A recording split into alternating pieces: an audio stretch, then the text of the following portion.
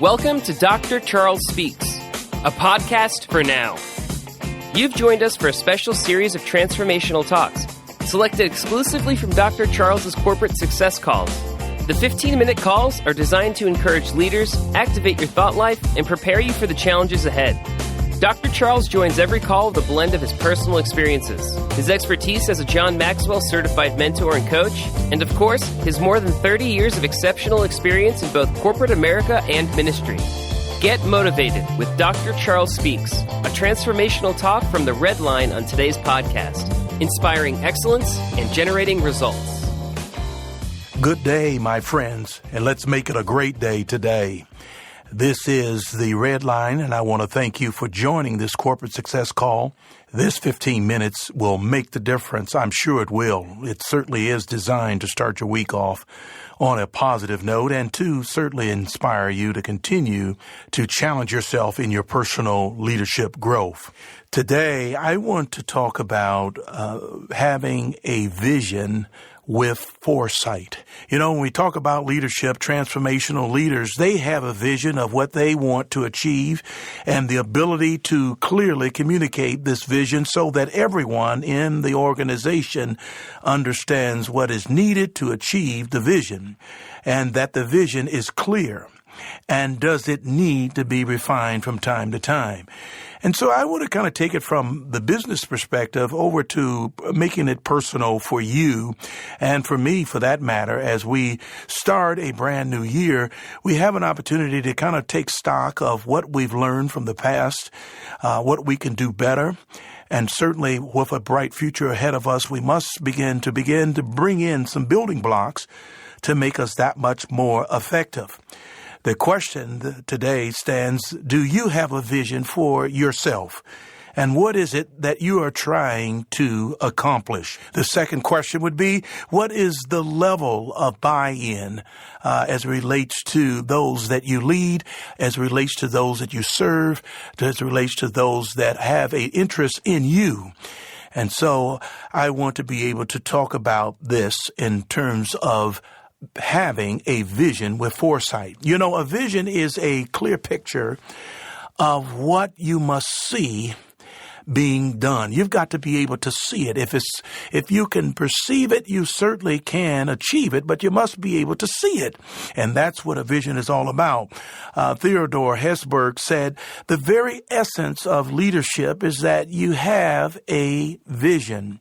It's got to be a vision that you can articulate clearly and that you can be able to share with the passion of belief in itself.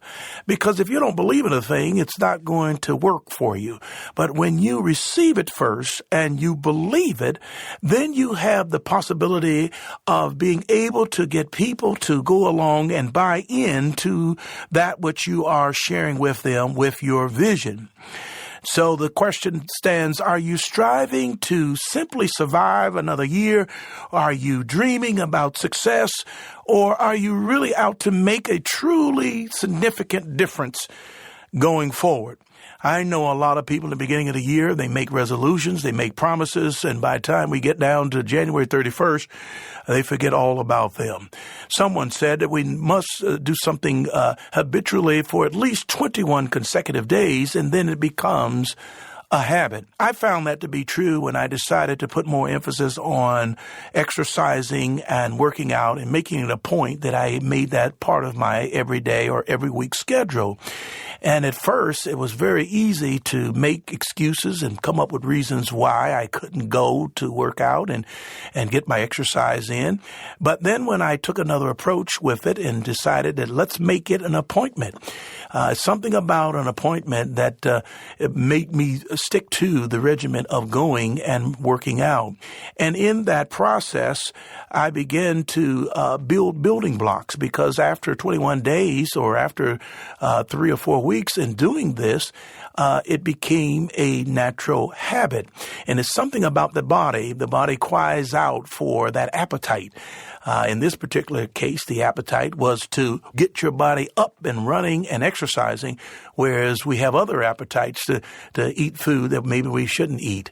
But at the end of the day, I discovered that if you practice, as they say, practice makes perfect. Now, we're talking about vision and foresight, and I want to encourage you on today to write out the vision and to make it plain and to be able to share it with others. Because one thing about sharing your vision with others, it will make you accountable. You know, a lot of times people want to put something under a bushel and hide it and work with it and then pop out with it later on after they proved it and after they tested it. But one thing about sharing your vision, it puts a little bit of pressure on you to do your work, to do your homework. And because those people that you share it with from time to time, they're going to ask you, how are you doing with that vision?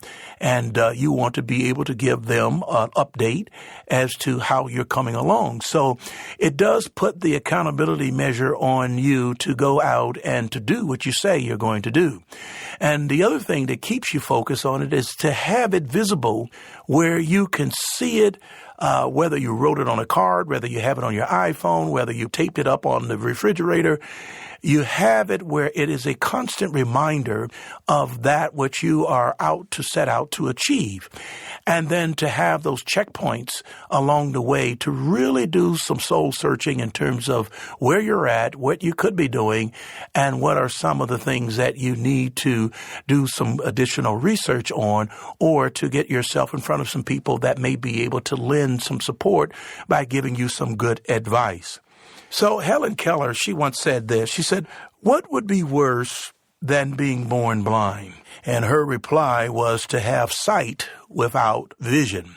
So you can physically see something, but if you can't see the thing that is not necessarily in the present at the moment, but you can see yourself taking steps and walking towards it until it manifests itself, then you have a vision that at some point will be able to realize as you get to that place of your destiny. I do some running, and, running long distance is not one of my favorite things. Now, if something is chasing after me, I can run pretty fast. I remember as a kid, we were going down an alley, and two of my buddies were on a bike, and I was walking alongside them. Well, somebody let the dog loose that was about 50 yards away, and the dog began to bark and run after us.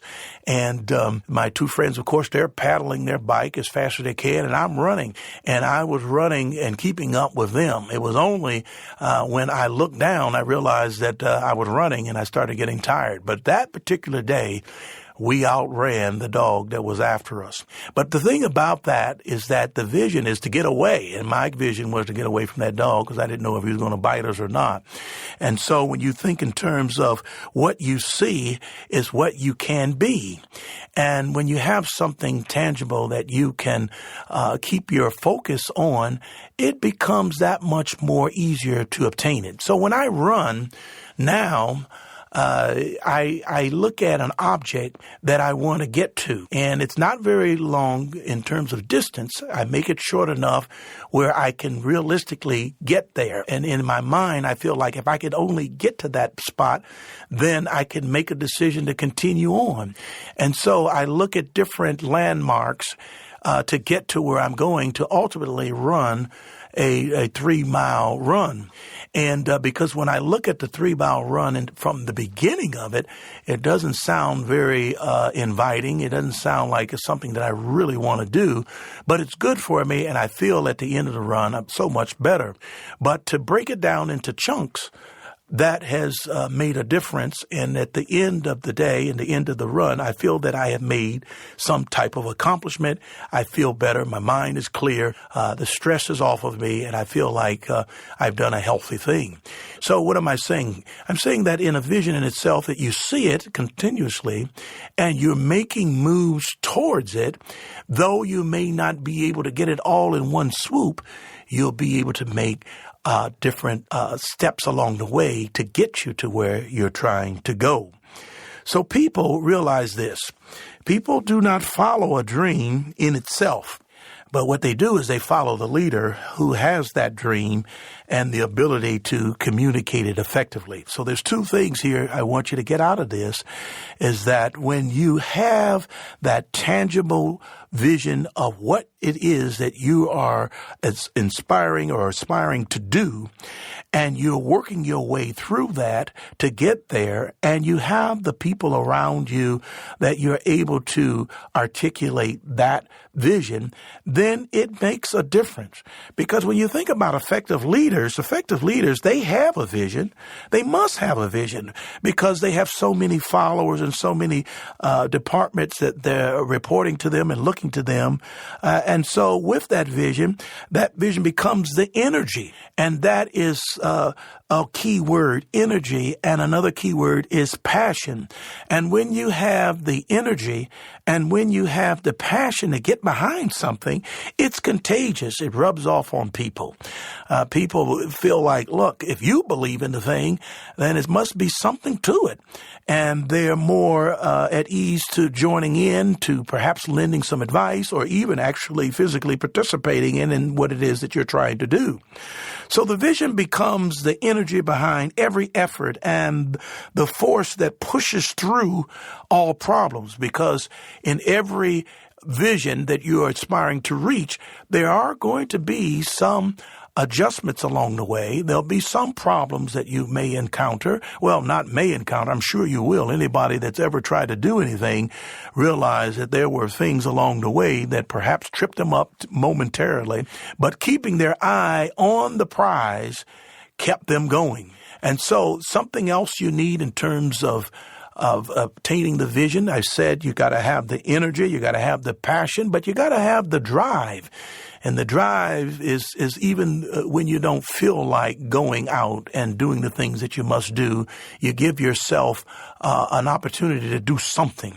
And so in making your way to that, you're going to need energy, you're going to need passion, you're going to need drive, and you're going to need that support team. And that support team is one that's going to hold you accountable. If you say that you're going to study or write a certain time of the day or so many times during the week, then that accountability partner or partners will hold you. Hey, did you do the writing you said you're going to do? Did you do the things that you said you were going to accomplish by the end of 30 days?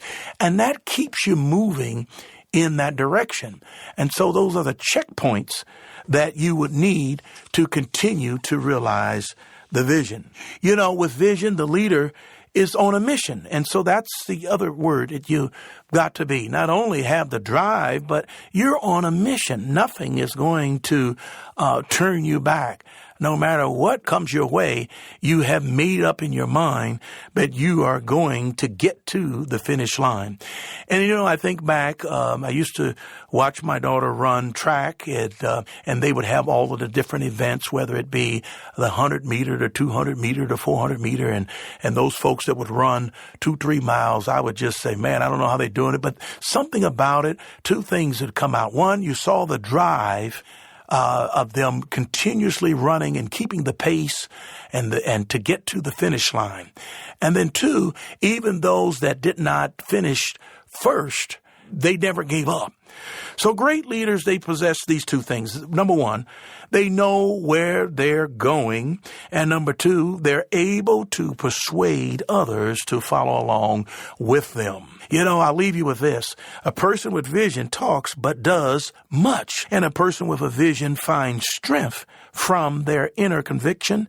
And then a person with vision continues when problems arise. Thank you, my friends, for joining me in on this day.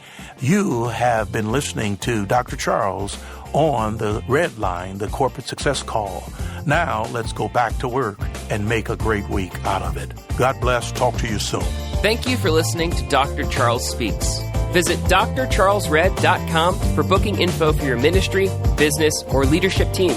Get info about the Red Line, a 15-minute corporate success call each Monday morning with Dr. Charles.